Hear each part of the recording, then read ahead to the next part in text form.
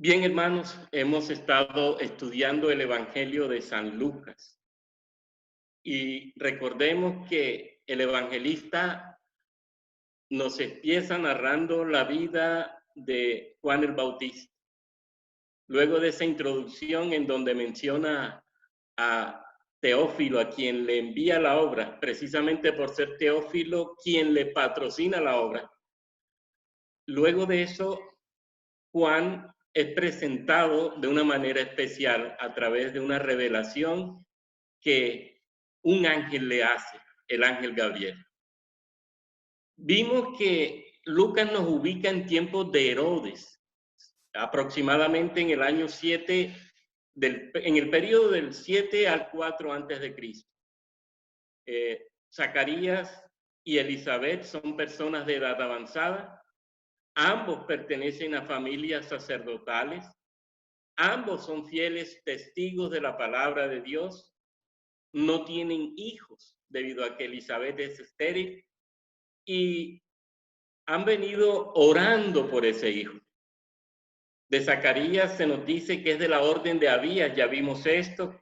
A él le toca en suerte presentar la ofrenda del incienso en el templo. Recordemos que esta presentación de la ofrenda del incienso en el templo se daba para el sacerdote por una sola vez y por eso era tan deseada por ellos. En ese día le correspondió en suertes a Zacarías y en ese momento en que él la está presentando, cuando él está en esa labor tan especial, se le aparece el ángel Gabriel, quien le dice que su oración ha sido escuchada, que tendrá un hijo que desarrollará un ministerio especial similar al de Elías.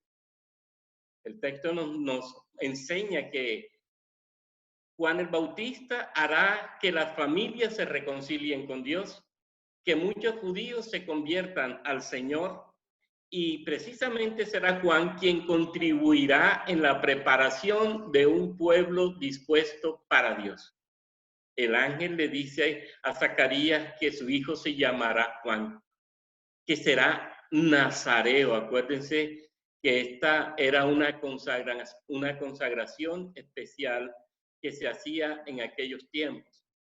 Solo que hubo unos nazareos que fueron para toda la vida, como Juan el Bautista, pero también en el Antiguo Testamento tenemos a Sansón. Juan entonces es llamado a una consagración total.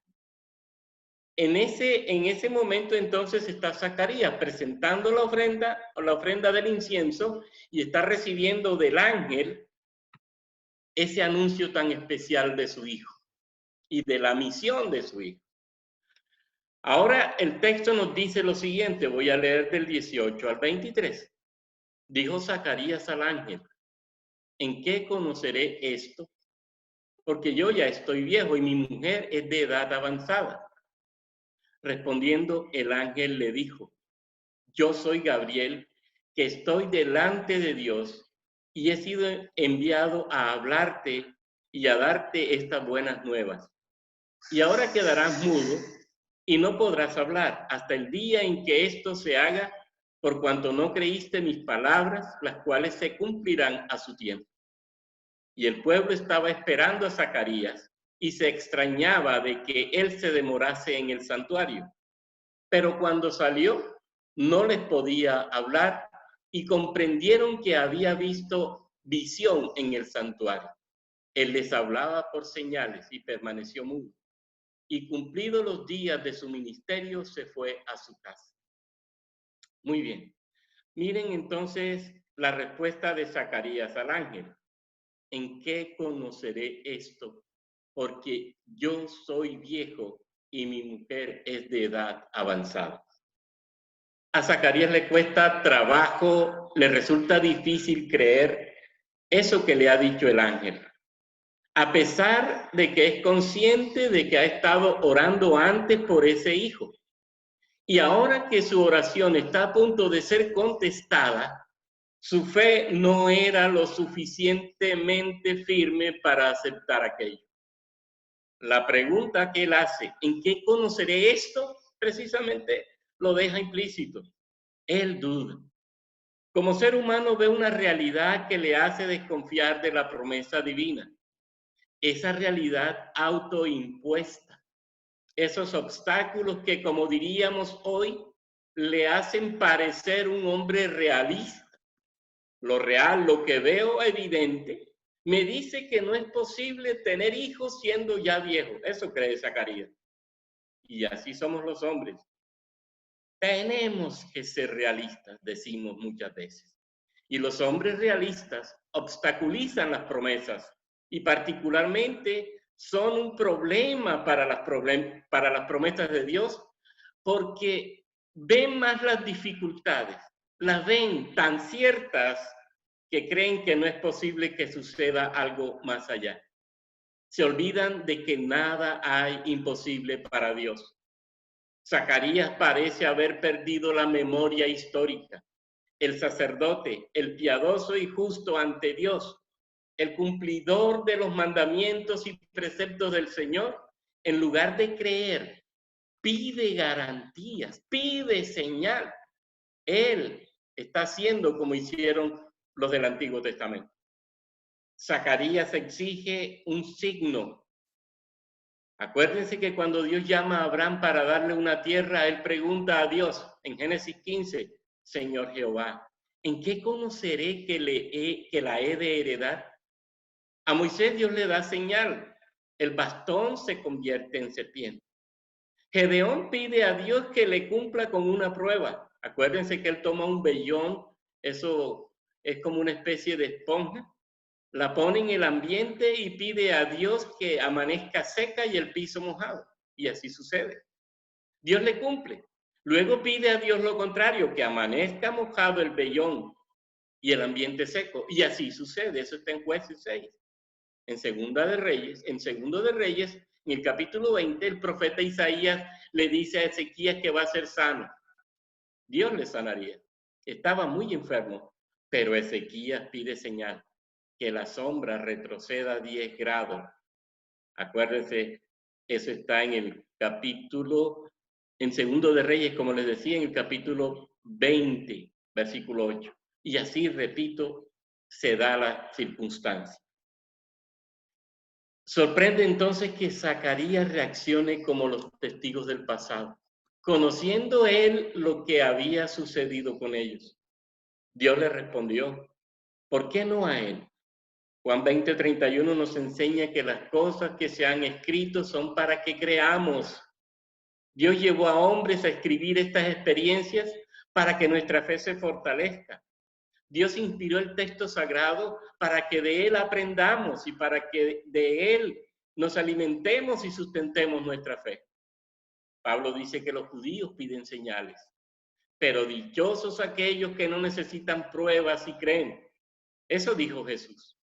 La respuesta de Zacarías entonces debió ser en fe. Conocía la historia de Israel, conocía los testigos, debía creer. Muchas veces Dios lleva a los hombres a que comprendan su propia realidad, su propia debilidad mejor, para que cuando llegue el cumplimiento de la promesa puedan apreciar el poder y la gracia de Dios en su experiencia personal. En el caso de Zacarías y Elizabeth, había una doble razón para no tener esperanza según Zacarías. No tener esperanza de hijos, edad avanzada en ambos y esterilidad de Elizabeth. Pero Dios les mostrará su amor, Dios les mostrará su gracia, Dios les mostrará su gloria y su poder. El ángel le responde, yo soy Gabriel que estoy delante de Dios y he sido enviado a hablarte y a darte estas buenas nuevas. El ángel se identifica a Zacarías de una forma clara. Le va a decir algunas cosas que son bien importantes. Comienza con su nombre. Yo soy Gabriel. El nombre Gabriel significa el hombre de Dios o el hombre fuerte de Dios o Dios es fuerte. Pero Gabriel le va a decir entonces qué es lo que va a suceder en la vida de Zacarías. Gabriel le dice, estoy delante de Dios. La expresión delante de en el Antiguo Testamento se refiere siempre a altos funcionarios que actúan en la corte real.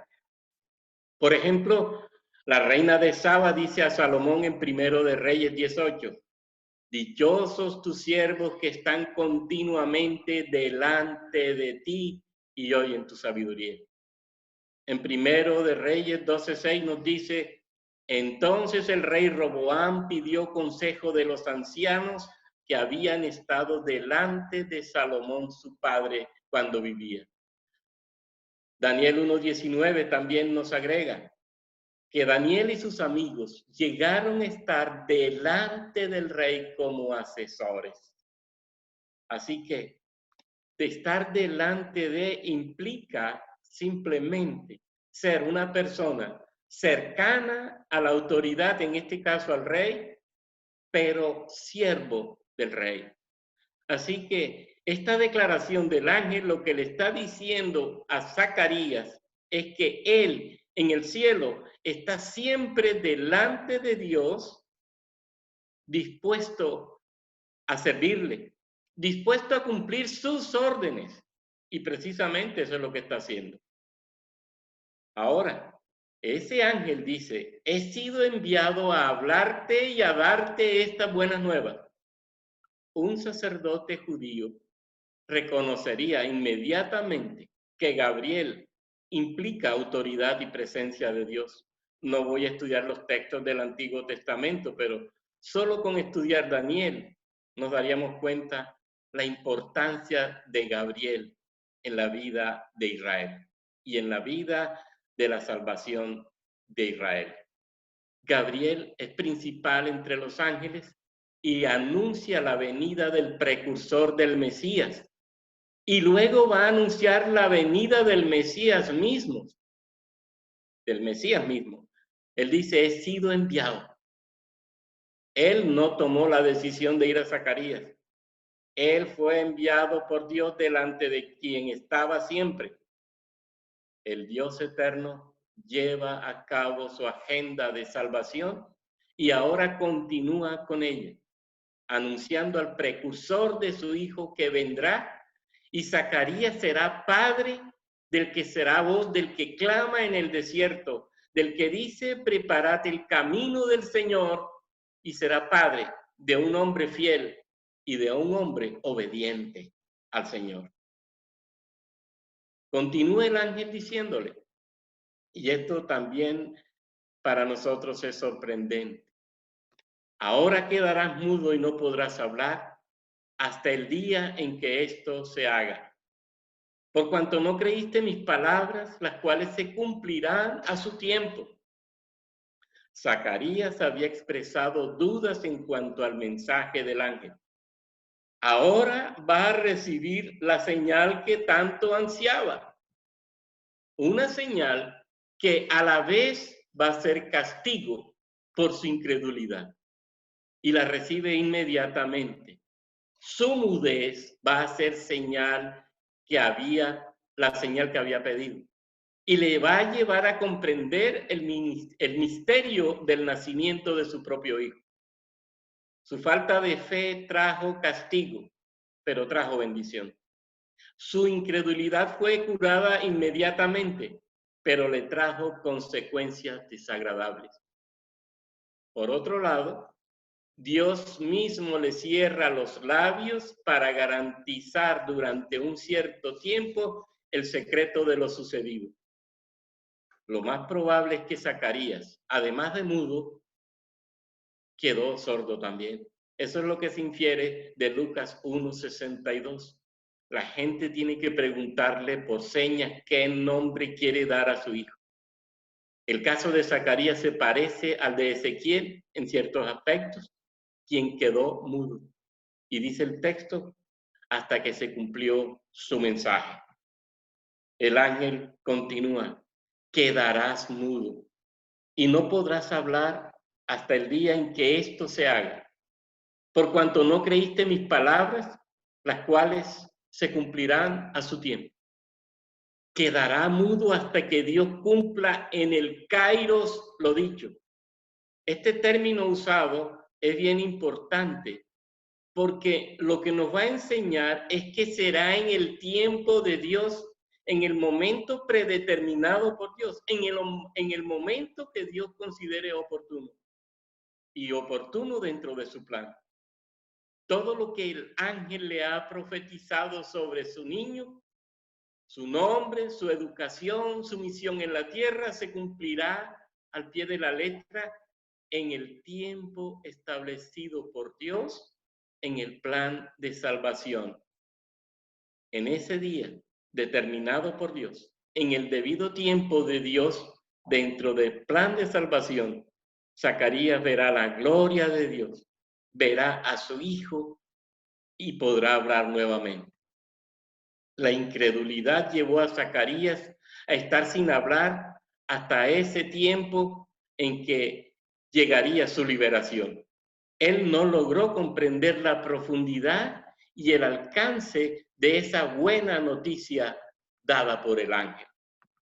Es interesante y ya podemos ir pensando en nosotros y en la fe nuestra, en la fe que tenemos en lo que Dios nos dice en su palabra. Dice Lucas en el verso 21. Y el pueblo estaba esperando a Zacarías y se extrañaba de que él se demorase en el santuario. La tradición judía, y eso se encuentra en la Mishnah, describe la angustia del pueblo cuando el sacerdote se demora demasiado en la presentación de su ofrenda.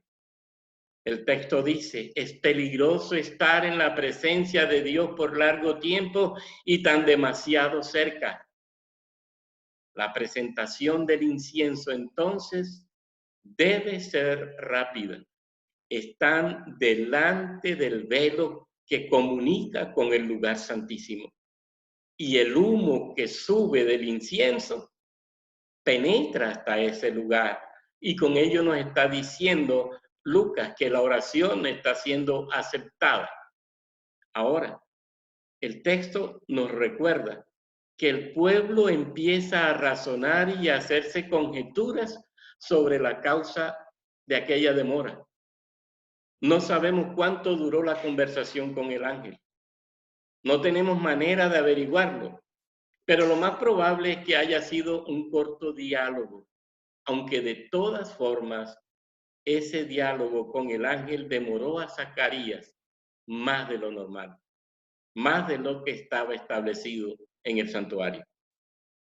Ahora, estaba prohibido que el sacerdote generara también no solamente temor, sino ansiedad y desespero por no salir en el tiempo que debía salir. Y más, y esto también lo puede encontrar usted en la tradición judía, cuando se trata de presentar la ofrenda de la expiación en el lugar santísimo. El sacerdote tenía que entrar y salir muy rápido. Para ellos no era posible estar demasiado tiempo en la presencia misma de Dios. Miren lo que va a ganar Jesucristo por nosotros. Y esto es tremendamente grande.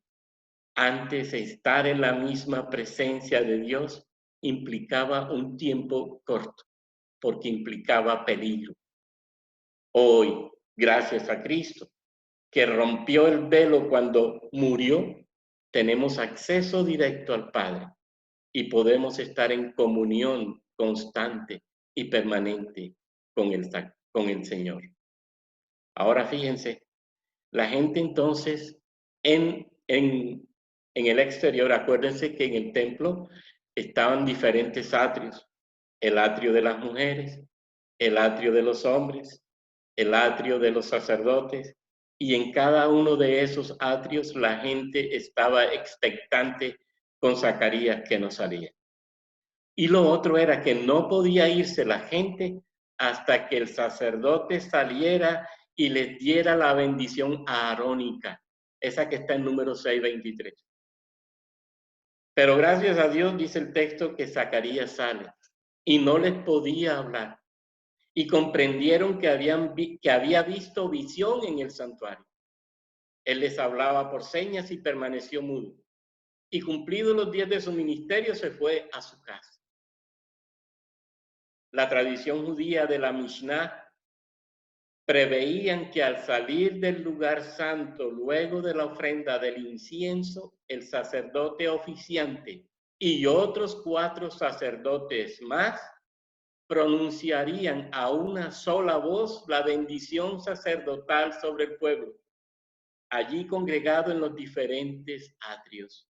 Y terminada esta oración, se daba por concluida la ceremonia.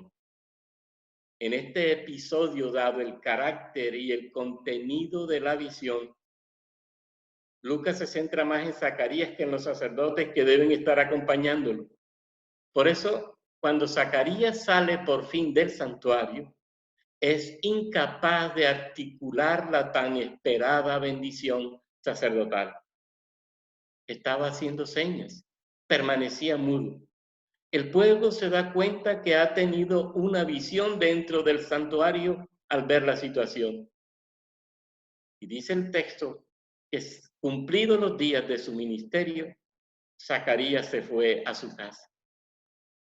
Se supone, aunque el texto no lo dice, que le tocaría a los sacerdotes acompañantes de Zacarías dar la bendición. Ya la ceremonia se había dado. Y lo otro que va a suceder es que a Zacarías le va a tocar quedarse en el templo, porque como sabemos, cada grupo de sacerdotes debía permanecer en el templo de sábado a sábado, según la tradición judía. Así que la clase de Abías, a la cual pertenecía Zacarías, habría terminado su ministerio el sábado siguiente después de la visión del sacerdote Zacarías. Y solo el otro sábado siguiente era que Zacarías podía ir a casa. Según las palabras del verso 23, es seguro que le faltaban varios días para cumplir su ministerio. Por eso, irse a casa le era imposible. Por otro lado, podemos ver en la misma escritura, en el verso 39 del mismo capítulo, que Zacarías y Elizabeth vivían en una ciudad en la montaña, allí en Judá. Dice la Biblia que ellos pertenecían a la región montañosa de Judá. ¿Dónde vivían? ¿En qué ciudad? No se sabe. Usted va a encontrar en el libro de Josué las ciudades que pertenecían a la región. Allí estaba, por ejemplo, Hebrón, allí estaba Gilén y otras ciudades más. Pero ¿a cuál de ellas pertenecía Zacarías o en cuál de ellas vivía Zacarías? No se sabe. Exactamente la Biblia no lo dice. Ahora fíjense, Zacarías, el incrédulo, en este momento, tiene muchos seguidores y tiene imitadores cristianos. Cristianos que ante la palabra de Dios simplemente no creen o no tienen esperanza, dudan de la promesa. Cristianos que aunque no lograrán destruir la obra de Dios, por desgracia malutilizarán su vida y generarán en otros temores y miedos, los mismos que a ellos les atormentan. Un anuncio que debió ser acogido sin duda y para celebrar con alegría, se convierte en generador de castigo. Nuestra fe debe ser cada día más firme, más segura, más confiada. Es Dios quien nos la dio y Él no falla. Zacarías y Tomás van de la mano. Necesitaron evidencia para aceptar la verdad divina. No creyeron. Igual que los del Antiguo Testamento. Y es en la fe que debemos caminar sin dejarnos influenciar por las circunstancias externas. Esas que conocemos y vivimos, que pueden ser adversas, que nos pueden debilitar en nuestro ser interior. Pero tenemos que decir, a la par de la Escritura, andamos por fe, no por vista.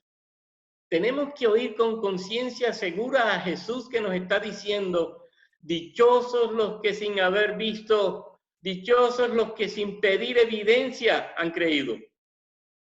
Tenemos que repetir siempre, fe es la certeza de lo que se espera, es la convicción de lo que no se ve. Tenemos que gritar, para el que cree todo es posible. Llevemos permanentemente en nuestra mente aquel texto de Juan. Esta es la victoria que ha vencido al mundo, nuestra fe. Hermanos, creamos hoy más que nunca. Fíjense en la crisis que estamos. Y quizás la crisis puede presionar tan grande sobre nosotros que hasta podemos dudar de que Dios nos protege y nos guarda. Inclusive, la enfermedad podría llegar. Y es que si llega, vamos a temer. Si llega, nos vamos a desesperar. Hermanos, los momentos difíciles no nos pueden llevar a dudar, sino a fortalecer nuestro hombre interior, nuestro ser interior. Ninguna situación negativa, dura, desfavorable, permitida por Dios, es para que involucionemos en la fe. Ninguna situación de crisis es para que perdamos la fe. Al contrario, es para crecer en ella. Es para evolucionar en nuestra santificación. Es para perfeccionarnos en nuestra vida cristiana. Es para ser mejores cristianos. Dios nos sigue hablando en su palabra. La leemos todos los días. La meditamos todos los días. Creamos esa palabra. Amemos esa palabra. Vivamos esa palabra. Prediquemos esa palabra. Testifiquemos esa palabra. Que este mensaje que Lucas nos trae en el día de hoy nos lleve a pensar en nosotros mismos, en la fe que nosotros decimos tener. Parecería imposible que un sacerdote de Dios dudara, se mostrara incrédulo ante la revelación de un ángel mismo de Dios. Nosotros, quizás, seguro que no, no tendremos esa probabilidad de que un ángel nos hable de la manera en que le habló a Zacarías y nos revele una verdad divina. Porque sencillamente ya tenemos la palabra profética más segura, la Sagrada Escritura. ¿Qué pasa cuando nosotros nos enfrentamos a la Escritura cada día? ¿La creemos? Como decía ahora, ¿se constituye para nosotros esa palabra en fundamento firme? Es esa palabra divina la que alimenta realmente nuestro espíritu, la que nos consolida en la fe y la que nos lleva con amor y con esperanza a enfrentar la vida y a testificar de Cristo en medio de una pandemia que camina por todos lados. Hermanos, pensemos, Cristo murió por nosotros. Cristo fue sepultado por nosotros. Cristo resucitó por nosotros. Cristo ascendió a los cielos por nosotros. Cristo se glorificó en los cielos. Cristo viene por nosotros.